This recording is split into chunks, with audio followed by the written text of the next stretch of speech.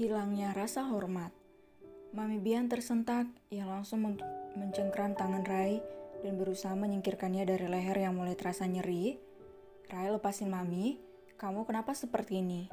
Napasnya tersenggal begitu sulit karena cengkraman itu memang begitu kuat. Aku diam ketika kau mengajaknya berdebat, karena aku tahu dia mampu jika hanya melawanmu. Tapi jangan hina Nur di depanku, jangan pernah. Mami hanya mengatakan kebenarannya, bukan?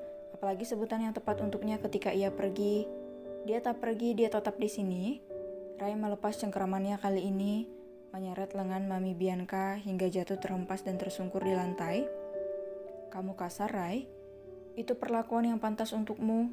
Seorang yang harusnya menjadi ibu yang mengayomi dan pantas dihormati, namun justru ingin menjadi penghancur untuk keluarga putranya sendiri. Ryan, bekik Mami Bianca begitu kuat. Dengan segala rasa kecewanya ketika putranya selama ini menurutinya, kini bisa berperilaku begitu kasar padanya. Kamu berubah, kamu tak seperti dulu yang sayang sama Mami, sergahnya. Sayang yang bagaimana maumu? Sayang yang bagaimana? Bukankah dengan masih membiarkanmu di sini itu menunjukkan jika aku menyayangimu? Bentak Rai seolah tengah melampiaskan segala rasa emosinya pada sang Mami. Aku tahu balas budi. Aku tahu jika kau yang membesarkanku selama ini. Ya, dengan segala kasih sayangmu itu, meski aku tahu itu sedikit menyimpang. Aku tahu Mami bahkan mengorbankan calon adikku demi keselamatanku kala itu. Imbuh Rai. Air mata Mami Bian mulai tumpah kala itu, menetes membasahi pipi hingga jatuh ke tangan yang masih menopang dirinya di lantai. Mengingat kejadian itu kala ia kehilangan calon anak yang ia kandung demi menolong Ryan. Namun sebenarnya ia memang tak terlalu mengharapkan anak itu lahir dari rahimnya.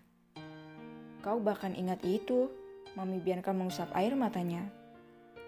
Aku sangat mengingatnya karena akulah yang menguburkannya ketika papi tak dapat melakukannya. Kau seharusnya bersyukur karena aku masih membiarkanmu di sini dengan semua kemewahan yang masih bisa kau nikmati. Aku tak mengusirmu meski semua anggota dewan perusahaan bahkan sudah mencorengmu dari daftar pemilik saham. Bukan berhenti, Mami Bian justru menangis sejadi-jadinya, mengundang Mei dan akhirnya melihat kejadian itu meski dari balik pintu. Mami Bian tersungkur di lantai keramik itu dan nyaris tampak bersujud di hadapan Rai. Ia tak ingin berburuk sangka pada sang nenek lampir, tapi ia kasihan melihatnya dalam keadaan begitu. Seorang yang seperti itu pun akan tampak lemah pada waktunya, apalagi ketika mendapat lawan yang benar-benar tepat. Gumam Mei. Aku anak sambungmu dan akan seperti itu seumur hidupmu. Tapi, Mama mencintai kamu. Dari sebelum papimu datang dan meminta Mami menjadi istrinya, semua perhatian yang Mami beri bukan karena perhatian menjadi seorang ibu. Isaknya dengan napas yang tersengal. Takkan pernah bisa, jawab Rai dengan begitu tenang saat ini.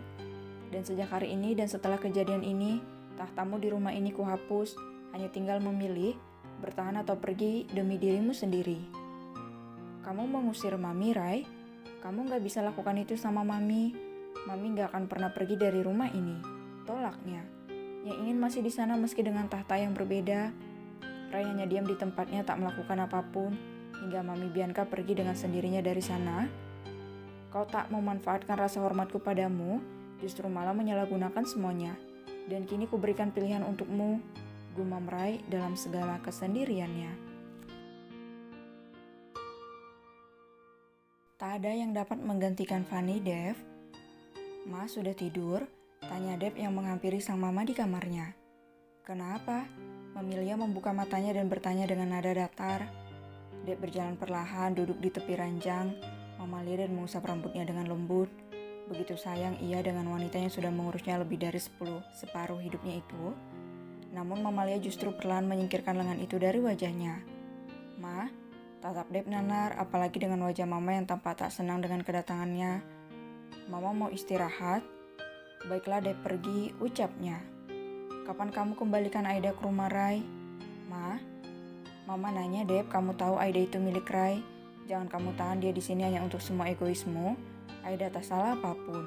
Bahkan ia tak tahu apapun tentang keluarga kita. Dep hanya ingin Mama mendapat pengganti Fanny. Dep hanya ingin Mama sembuh dari sakit yang menyiksa Mama selama ini. Dia Aida bukan Fanny. Sekeras apa kamu berusaha, Aida takkan pernah bisa menjadi Fanny. Dan tentang perasaanmu, dia sudah memiliki suami. Dep hanya bisa menundukkan kepalanya. Yang ia tahu adalah ketika ia berjuang demi kebahagiaan sang mami. Hanya itu saja. Meski ia sendiri seolah harus menentang perasaannya sendiri. Ia begitu menyayangi Aida, tak ada yang lain.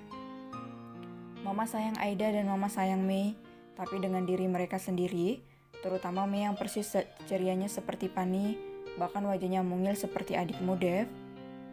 Mei akan menikah dengan Sam sebentar lagi, hanya itu yang Dev tahu. Dan harusnya kamu berada di antara mereka untuk membantu semua persiapan, bukan di sini menahan istri Rai. Kamu merusak kebahagiaan mereka hanya demi... sudahlah, Mama hanya cukup menghargai semua yang Dev berikan.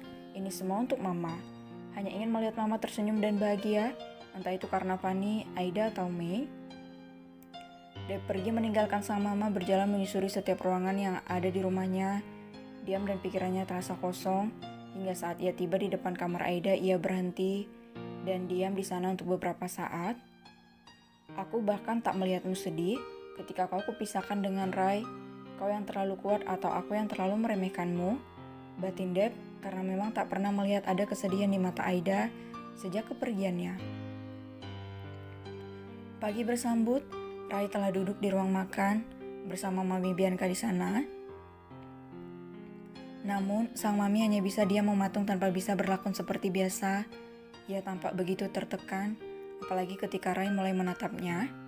Ya, tatapan tajam yang diberikannya kali ini bukan tatapan ramah seperti biasa. Semua kini hanya bisa menekan dirinya dalam situasi yang rumit. Ia sudah tak memiliki harga diri di sana. Meski para pelayan masih terhormat, itu semata karena ia adalah istri mendiang Papi Ryan, dan untuk semua status kehormatannya semua sudah hilang. Pagi Mas, sapa Mei memecah senyap yang ada. Hei, sapa Rai padanya. Begitu ramah menghilangkan arogansi yang ada. Hari ini Ibu Mei datang, insya Allah sore. Sendiri? Ya, dengan siapa lagi? Toh Mei juga udah gak punya wali. Nanti nikahnya pakai wali hakim. Andai aku bisa menikahkanmu, pasti bahagia. Harap Rai. Seketika membuat Mei begitu terharu dengan apa yang ia dengar. Mas Tono, Mei terharu. Nanti Mei tanya ke pakarnya, kalau bisa Mei mau banget, harapnya kuat. Mami Bian hanya dia memainkan makanannya. Kesal marah apalagi dengan sebutan Tono yang berkali-kali melontarkan, yang selalu bisa membuatnya geram dengan segala amarahnya. Tumben, pikir Mei yang merasakan kejanggalan itu.